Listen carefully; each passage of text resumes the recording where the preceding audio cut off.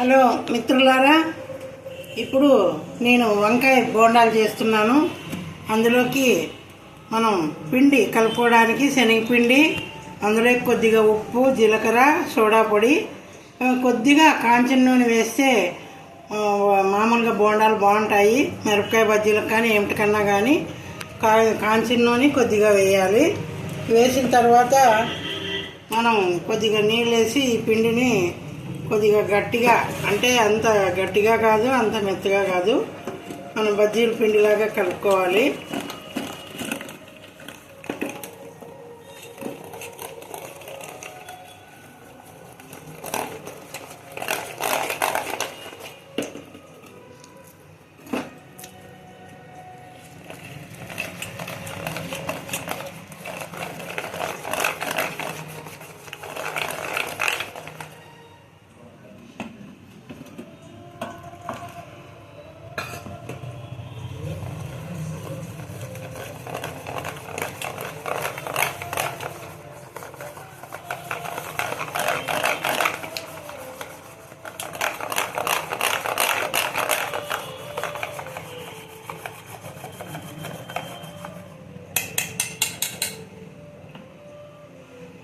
ఇలా పిండి కలుపుకొని పెట్టుకున్న తర్వాత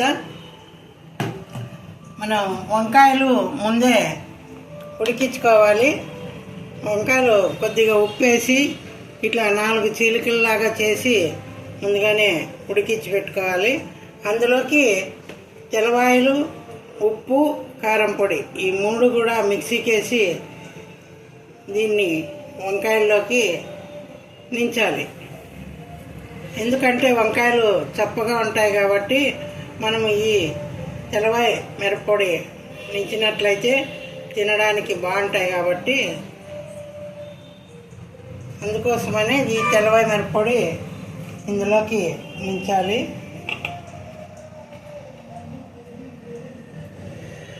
ఇప్పుడు ఈ వంకాయలను తీసుకొని శనగపిండిలో ఇలా ముంచి నూనెలోకి వేయాలి.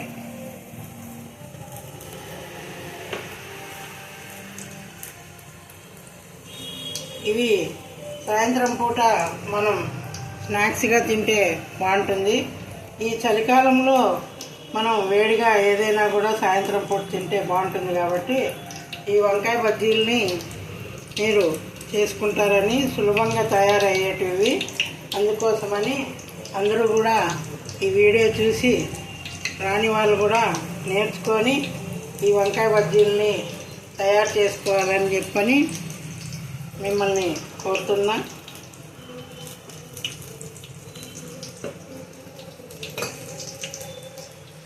ఇలా అన్నీ కూడా వంకాయ నూనెలో వేసి కొద్దిగా ఎర్రగా అయ్యేంత వరకు దీన్ని వేయించాలి. మనం వంకాయలు తీసుకునేటప్పుడే చిన్నవి, కొద్దిగా సైజు చిన్నగా ఉండేటివి తీసుకుంటే వంకాయ బజ్జీలకు బాగుంటుంది. కాబట్టి మనం వంకాయలు తీసుకునేటప్పుడే కొద్దిగా చిన్నవి తీసుకోవాలి. అలాగే శనగపిండిలో మనం వీటిని అద్దుకొని మిరపకాయ బజ్జీలాగా వేసుకోవాలి.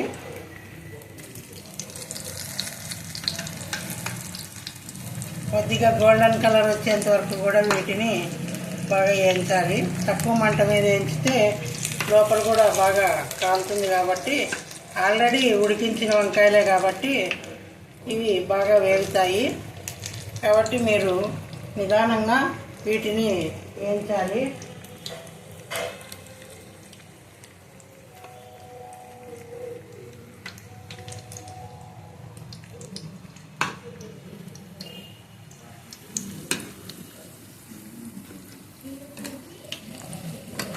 మనం బయట కొనాలంటే వీటిని 10 రూపాయలకు 2 మాత్రమే ఇస్తారు. మనం ఇంట్లో చేసుకున్నట్లయితే కొద్దిగా శనగపిండి ఉన్నా చాలు.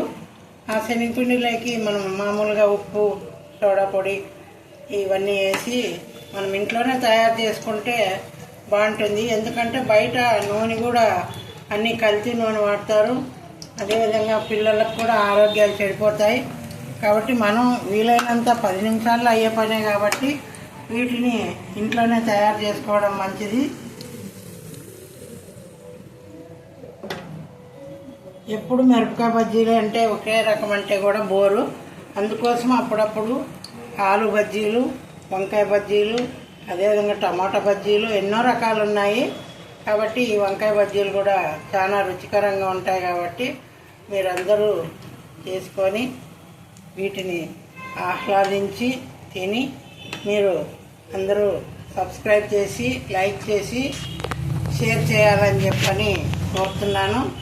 మీరు మీ పిల్లలతోనూ ఇప్పుడు ప్రతి ఒక్కరూ సెల్ చూస్తారు కాబట్టి పిల్లలు అందరూ చూస్తారు కాబట్టి పిల్లలు అదేవిధంగా మీ బంధువులు మీ స్నేహితులు అందరికీ కూడా షేర్ చేసి సబ్స్క్రైబ్ చేయమని చెప్పని నా అభిమానులు, తెలిసిన వాళ్ళు తెలియని వాళ్ళు అందరూ కూడా ఈ వంటకాలని లైక్ చేయండి, షేర్ చేయండి, సబ్స్క్రైబ్ చేయండి. అందరూ చేస్తారు కదా. ఇప్పుడు ఇవి ఎర్రగా వేగిపోయినాయి. వీటిని ఇంకా తీసి ఒక ప్లేట్లో ఉంచుకోవడమే. కాబట్టి సాయంత్రం పూట మిరపకాయ బజ్జీల బదులు కొంతమంది మిరపకాయ బజ్జీలు తినరు కారం అని చెప్పని, అందుకు ఈ వంకాయ బజ్జీలు అయితే అందరూ కూడా ఇష్టపడి తింటారు. కాబట్టి వంకాయ బజ్జీలు రెడీ. అందరూ షేర్ చేసి సబ్స్క్రైబ్ చేయండి, లైక్ చేయండి. మీరందరూ కూడా చేస్తారని నమ్ముతూ మీ శ్రేయోభిలాషి లలిత.